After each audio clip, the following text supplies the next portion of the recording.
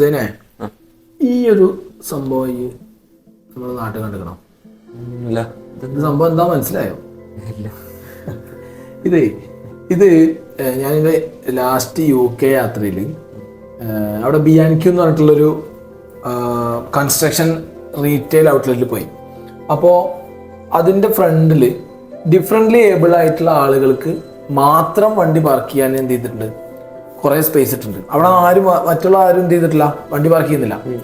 പക്ഷെ നമ്മളെ നാട്ടില് നമ്മളെ എല്ലാ നിയമത്തിലും ഡിഫറെൻ്റ്ലി ഏബിൾ ആയിട്ടുള്ള ആളുകൾക്കും എന്താണ് സീനിയർ സിറ്റിസൺസിനൊക്കെ കൺസ്ട്രക്ഷനിൽ ഇങ്ങനെ പാർക്കിങ്ങിലും അതിനൊക്കെയുള്ള സ്പേസ് ഇടണമെന്നുണ്ട്.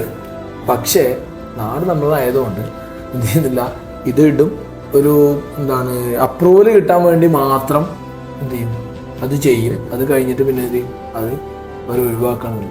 അപ്പോൾ അപ്പോഴാണ് ഞാൻ ആലോചിച്ചത്, നമ്മളെ നാട്ടിലുള്ള ആളുകൾ ഇങ്ങനെ വീൽ ചെയറിലൊക്കെ ഉള്ള ആളുകൾ എങ്ങനെയാണ് ഇങ്ങനെയുള്ളൊരു സ്ഥലത്ത് പർച്ചേസിന് വരിക എന്നുള്ളത്. ഇപ്പോൾ ഒരു സെയിൽസിൻ്റെ ഒരു പെർസ്പെക്റ്റീവ് എടുക്കുകയാണെങ്കിൽ അവർക്കും പർച്ചേസ് ചെയ്യാനുള്ള ഇത് ഇപ്പോൾ ഒരു ടച്ച് ആൻഡ് ഫീൽ കിട്ടാൻ വേണ്ടിയിട്ടാണ് ഇങ്ങനെയുള്ള ഷോപ്പുകൾ വരുന്നത്.